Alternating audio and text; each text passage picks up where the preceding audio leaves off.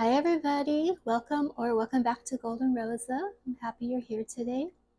I thought today I would do a love reading. Everybody's favorite topic, right? Mine included. And no worries if you are not in a relationship or have any interest in being in a romantic relationship, I should say. Um, this reading is just about the topic of love in general, so this could be applied to your self-love. It could be applied to love for friends or family or Mother Nature herself or spirit. However love plays out through your life, it is the building block of the universe. So we're all engaging with love in every moment of every day. So please, please do not feel like if romantic love is not in the cards for you at this time, that this reading isn't for you. Hopefully, wherever you're at in your journey of love, there's some messages here that will be comforting or of guidance. And just ask Spirit to come in and please guide all of us today on this path of love. It is the ultimate journey that we're on. It's the ultimate goal is to realize that we are love itself. You know, love isn't something that we have to get, and a lot of us are programmed to feel that way, that we need to perform, that we need to change, that we need to be better, that we have to get to love from an outside source. And the reality is we are just love. It is our inherent nature is love, So how can we open up more to this divine current that's already the most natural part of us? So let's start off with some tarot today. Dear Spirit, can you please give us 3 archetypes today to dive into, to explore the topic of love in our life at this time? All right, starting off with a banger. 10 of Swords. 10 of Cups. Wow. And let's get one more.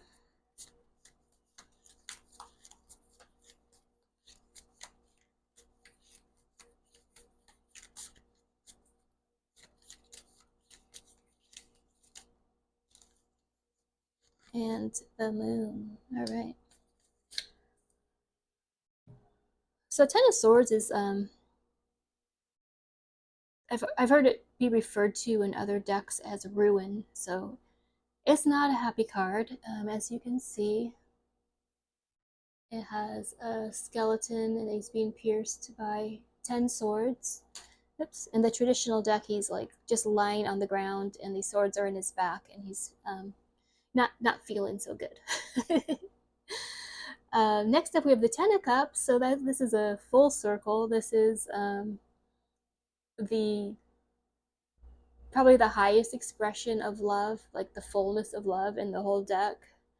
It's not only having your own personal fulfillment in love, but it's a love that is inclusive to those around you. So it's a love that includes family, and yeah, it's like the happy family card, however that plays out for you, if that's friends or pets or your favorite trees or and then we have the Moon, and the Moon is very much about the subconscious, the darker side of our consciousness, the things that we have to explore within. It's the inner journey through the shadows when we're going through the sort of dark night of the soul and it's hard to see clearly like what's what. So very interesting combination here coming through.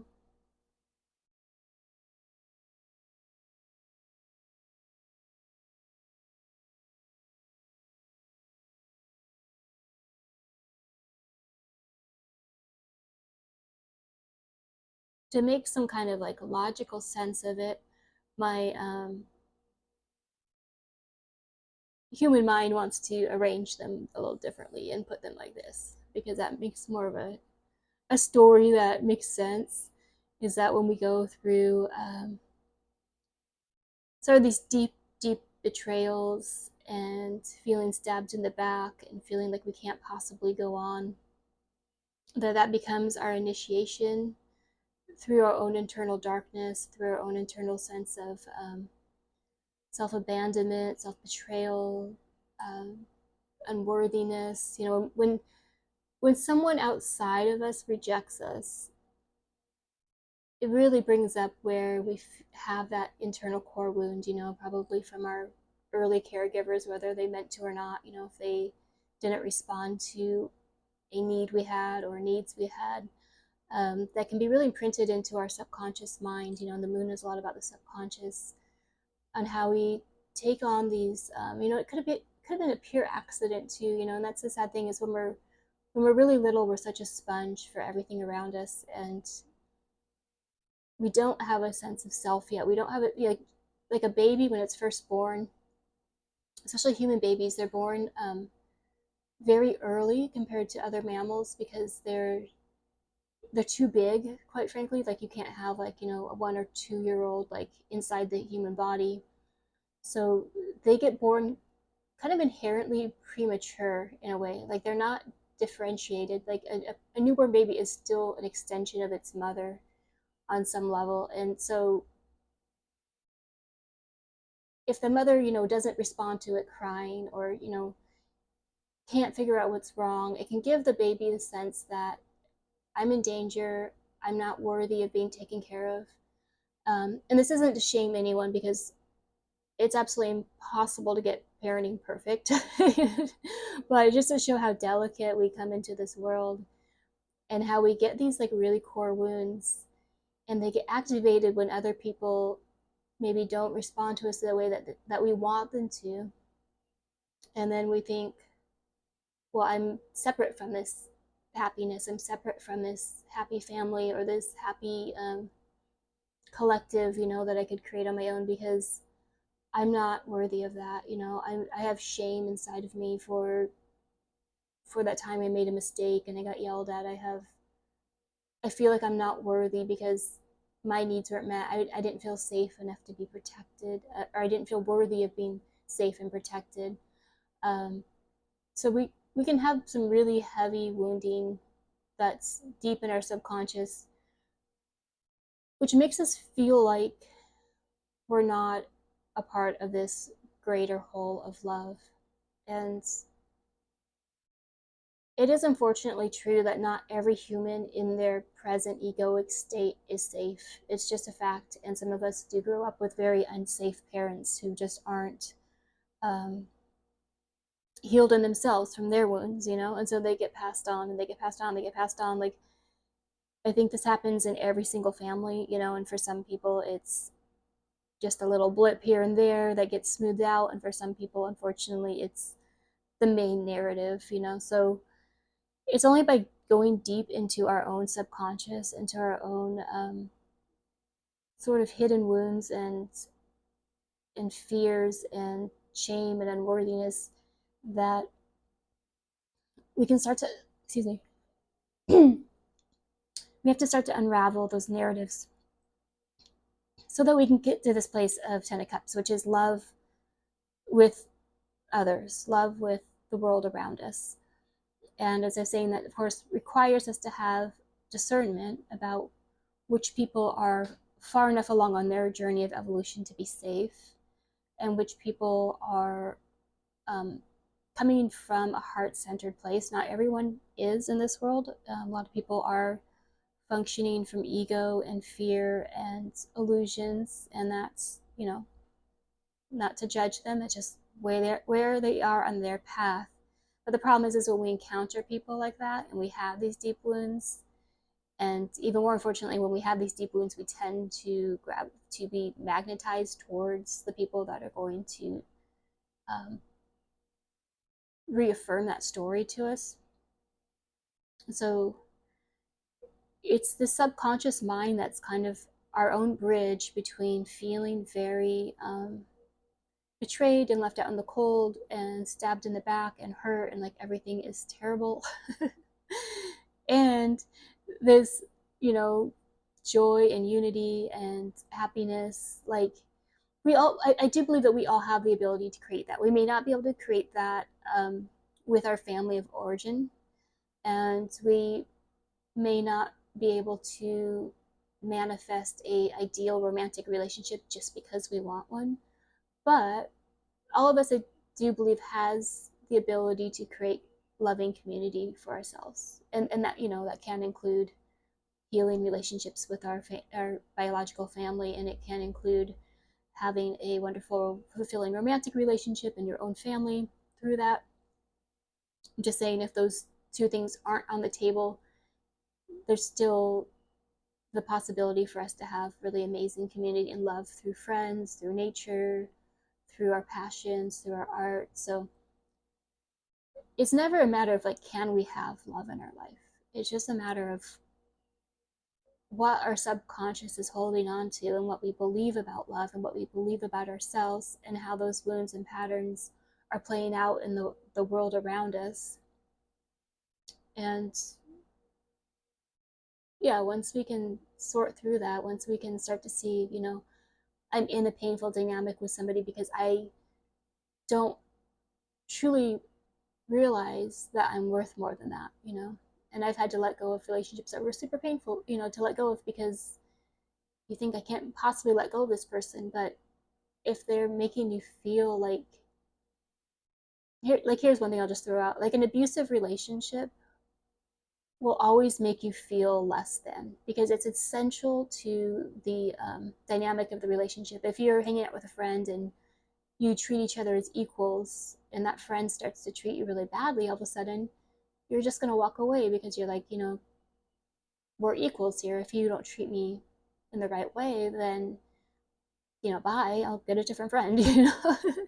But some relationships, via either their emotional intensity, or, you know, like the proximity of it being a family member, can really kind of beat you down over time. So if you notice in a relationship that the other person is making you feel less than, like you're less than them, your needs are less important than their needs, your feelings are less important than their feelings, it's okay for them to talk to you a certain way, but you can't, you know, respond in like, that's just the foundation of an abusive relationship. So I think, even though it's not really a message of the moon card, I think that these two equal pillars here are really important, to keep in mind, that when we're moving towards like happy, healthy, safe relationships, that they're always going to be equal, you know. And we're all unique. We're all going to have, you know, that doesn't mean like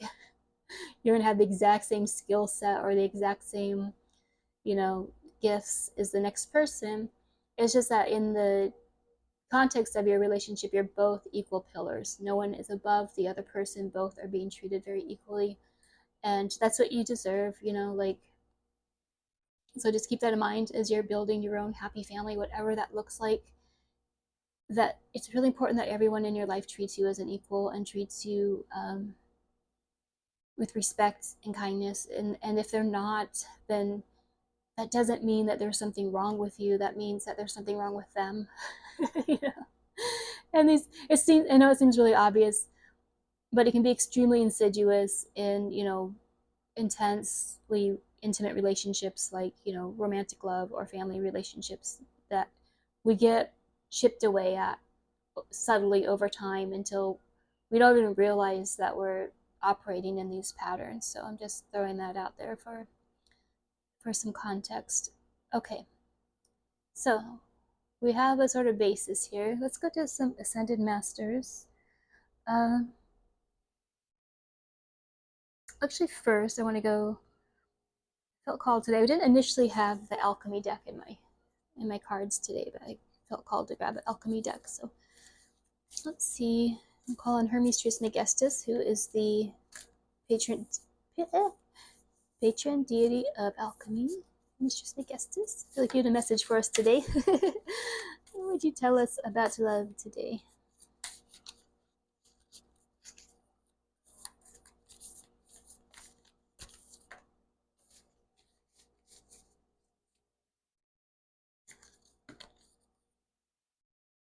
Oh my God, so the Earth's heart and reddening,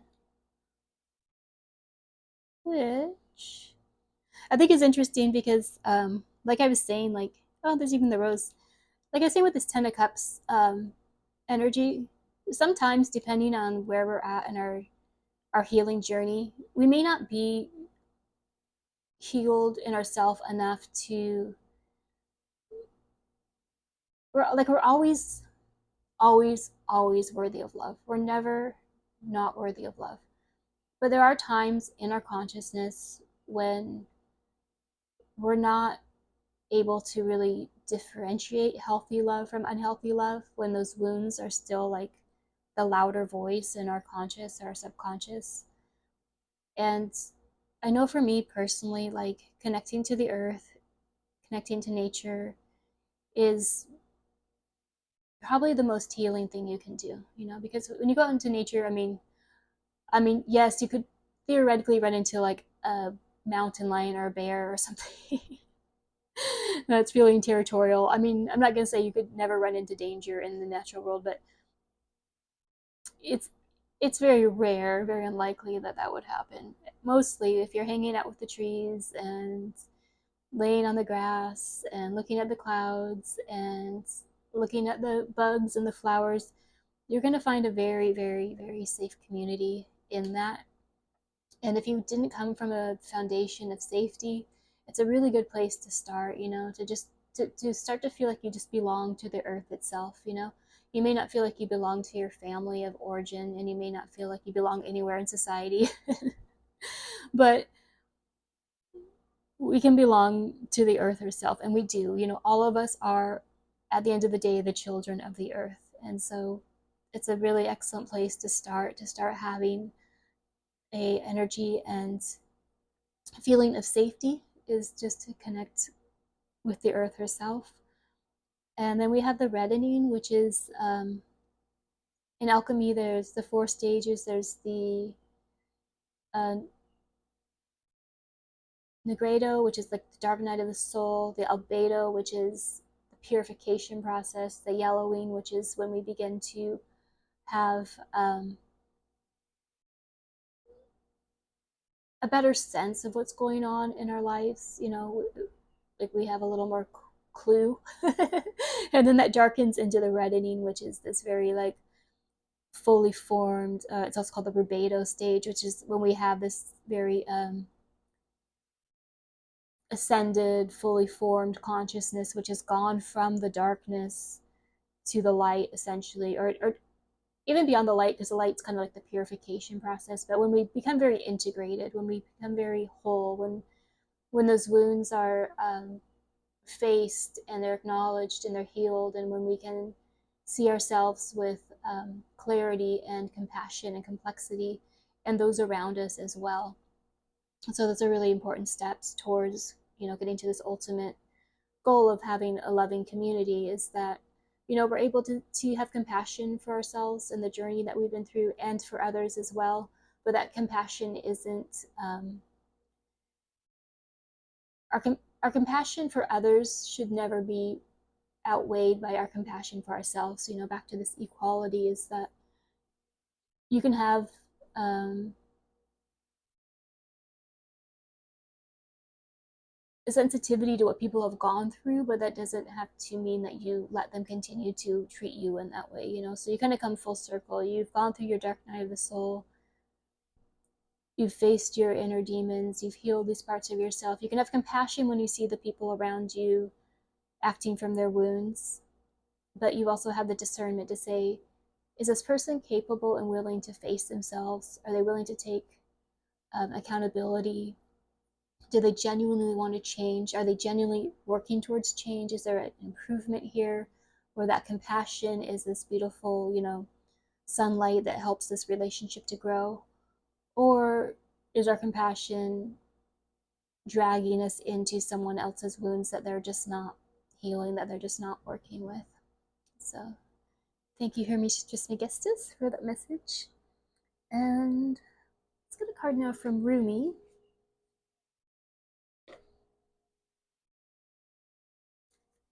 Dear Rumi, what would be, and if you're not familiar, most people know Rumi, but if you're not familiar, he's a really amazing poet. I think he's from Persia. I'm trying to think the era, way back, way back in the day, Persian poet, but he's very iconic. And if you haven't read his work, I do recommend it. So Rumi, do you have some advice for us on this topic of love, on going from feeling very abandoned and betrayed to having a healthy and happy community or relationship or self-love or however that plays out? Dear Rumi, what is your take on this topic?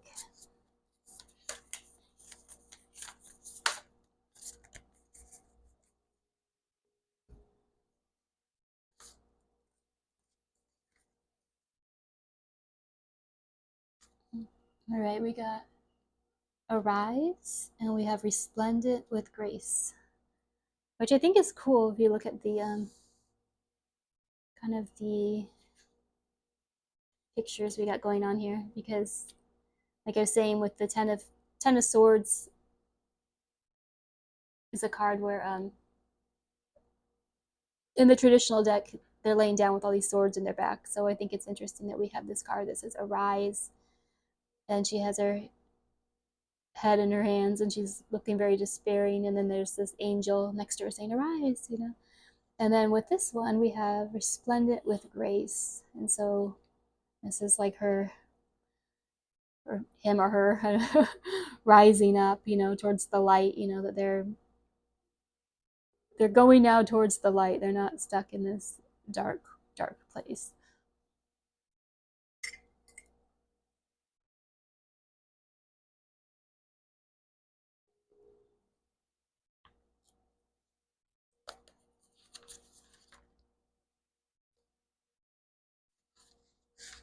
All right, so this is the poem from Rumi. It says, arise, wings of hope languish from lack of use.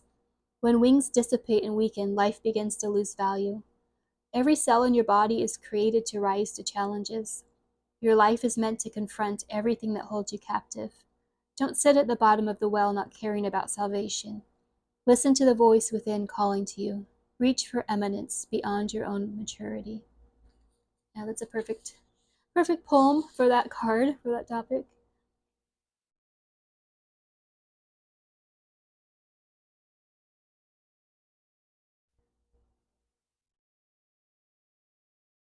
And I'm not going to read this whole thing, so I'm just going to skim through and find some messages for us. You're being asked to trust, to gently lay to rest the suffering that has been, perhaps because of what you have labeled as the failure, the doubt, the losses, the setbacks. They are so little in the greater scheme of you. Put them aside, allow them to rot and become fertilizer for life. But do not try to keep them alive beyond their earthly expiring date, lest you become tainted or poisoned by the rot. Let them go and instead focus on what is alive now. You have been feeling downtrodden for long enough. Perhaps you have been feeling defeated, put upon, underestimated, or walked over in mind, body, or spirit by others or your own doubts and fears. Enough now. You are liberated through the hope in your heart, the defiant optimism that buoys your spirit and demands that you shall have your dawn. You shall rise like the sun and begin anew. Step up. It's your time.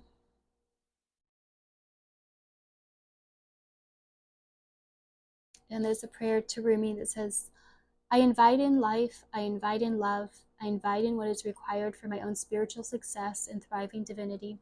Through unconditional love and divine mercy, through the guiding spirit of my soul brother Rumi, may this be now. In this present moment, life thrives. It is within this thriving grace that I choose to place my consciousness now. I am an angel ablaze. I trust in the benevolent divinity guiding my way.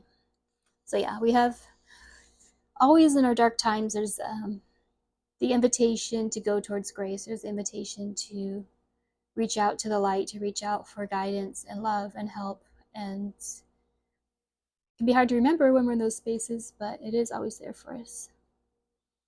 And now we have resplendent with grace. So I assume this is the arc of the story. We go from being downtrodden to being resplendent.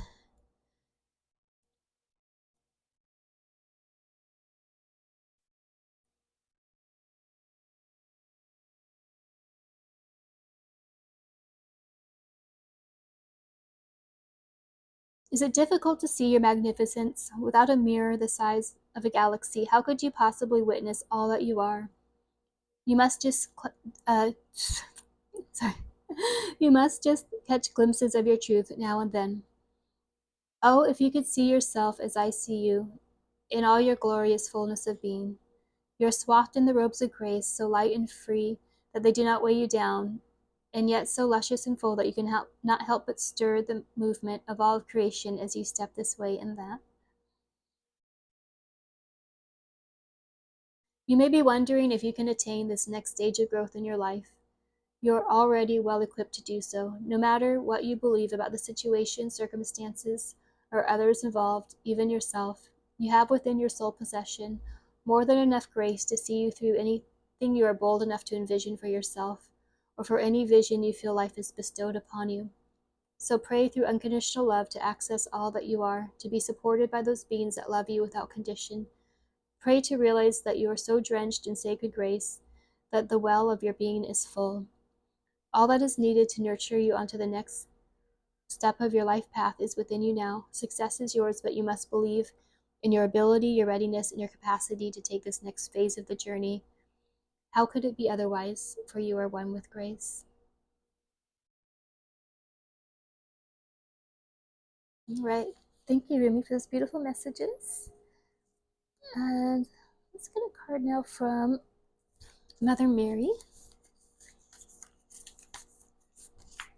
And I'm just going to throw out there, I know it says it in my bio, but I'm not a religious person. I seek wisdom wherever I find wisdom. So I'm neither here nor there when it comes to these ascended masters. I'm not promoting any religious aspect of them. And, quite frankly, none of these ascended masters were religious themselves. They were just doing their thing, and then people made religions around them. So anyway, I just want to put that out there that, if I read a card from Mother Mary, that doesn't mean I'm a Christian, and if I read a card from Rumi, that doesn't mean that I'm, against the teachings of Jesus. Like I said, if it rings true as wisdom, that's all I'm concerned with. So, all right. Our dear Mother Mary, please give us a message for how we can travel from the spectrum of the Ten of Swords to the Ten of Cups, how we can navigate the darkness within and come onto a happier path in our lives in regards to love. What would your advice for us be?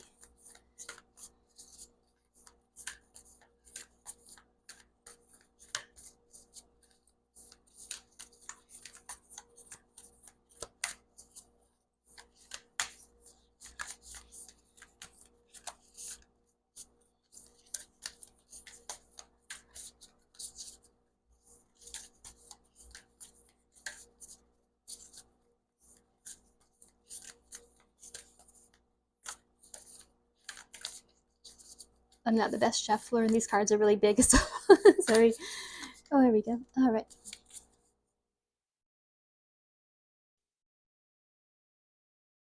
So from Mother Mary, we have Our Lady of Truth.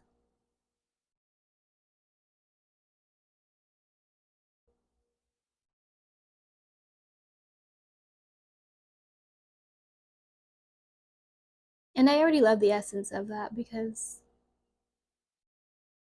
like I said in the beginning, the truth of us is that we are love. And the truth of us is that not only are we love, but we are capable of creating love in our lives, or not even creating it. We don't have to create love, but we're capable of loving. We are love ourselves at our essence. So we are capable of healing from our wounds, and we're capable of discerning and attracting to us loving relationships and a loving connection with spirit.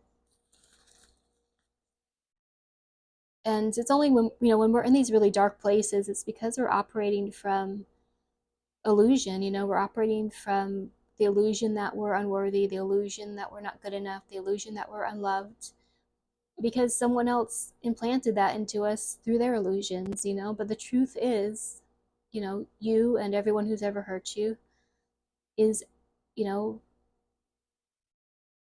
capable of accessing the truth of their spirit, which is love.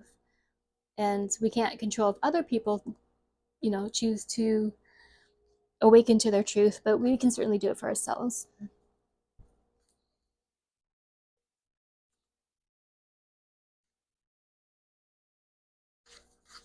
Okay, so the message is, Our Lady of Truth, when you choose to be in your truth, expressing and being you, you are with me. In those moments, your voice and every action ring true like a bell, sending out waves of sound that cut through that which no longer serves you.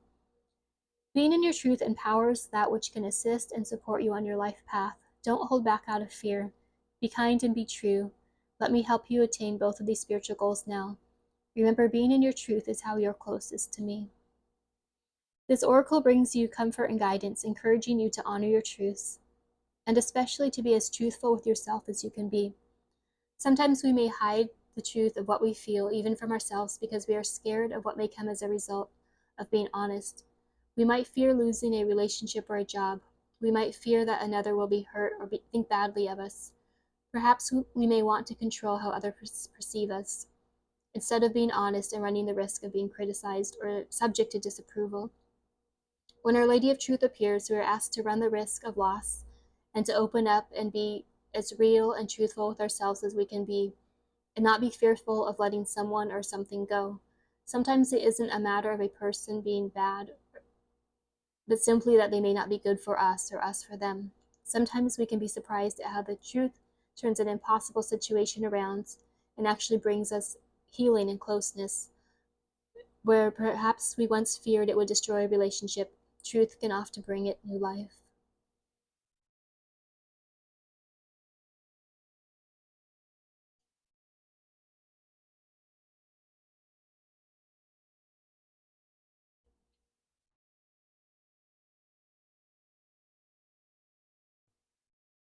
And the prayer for this card is, Mother Mary, Our Lady of Truth, let your light of truth shine within my heart.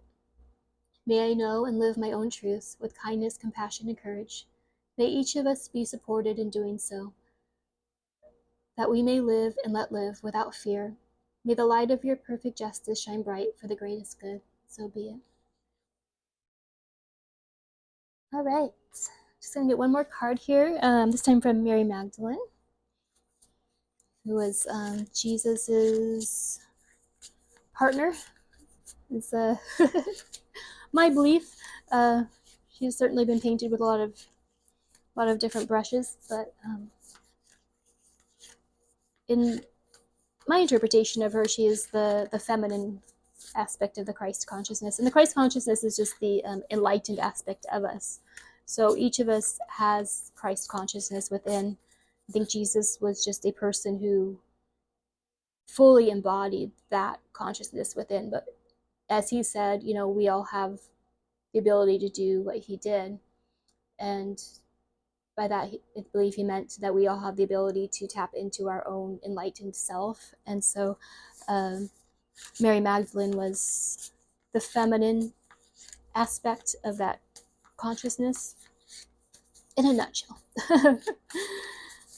All right, dear Mary Magdalene, do you have a final message for us today on this topic of finding our truth, of arising from our sense of sadness and betrayal into love and grace and self-realization?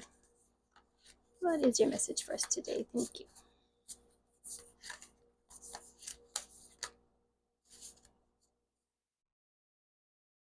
Oh, this is beautiful.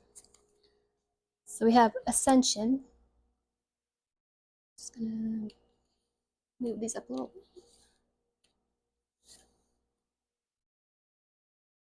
Farther up is further in.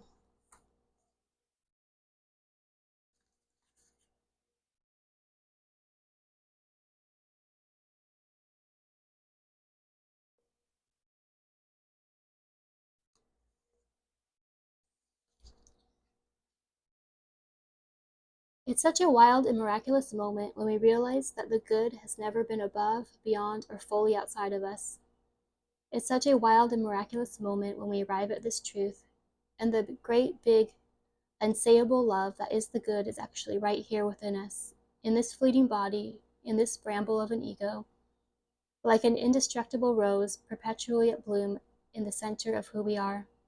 It's such a wild and miraculous moment when we realize that the farther up is actually further in. There's a legend that Mary Magdalene lived in a cave in the south of France on what is referred to now as Saint-Bon. I'm not sure if I said that right. The Holy Mountain. It is said that she was lifted up 7 times a day from the cave to a high cliff above the Holy Mountain. Artistic depictions of this legend have Mary lifted up physically by at least 4 angels. One way I used to distance myself from Mary's humanity was to imagine that this happened for real, that Mary was actually lifted up into the air by a bevy of angels. It was such a wild and miraculous moment when I realized that these angels met Mary from within her own heart, that the 7 times a day refers to the 7 powers of the ego and the practice of recognizing and releasing them at least 7 times a day. For me, ascension happens by descending into deeper truth of who we are. The angels lift us up when we forget that the good is not distant above and beyond us, as if the good is way, way up there in the heavens, too high for us to reach in these lowly human forms. The angels lift us up and remind us that the good has always been right here within and among us. The good is what we are and what we do. The good exists not on a vertical, but on the horizontal. We are eye to eye with the angels, not below or beneath them. The good is what's present here within. Yes, heaven too. Farther up is further in. What happens when I remember that the good is right here within me? All right. That's a beautiful message. Thank you so much, Mary Magdalene. And thank you for joining me today. I hope that you received a little heart healing from this message. And I'm sending you so much love on your journey of love. And until next time, many, many blessings.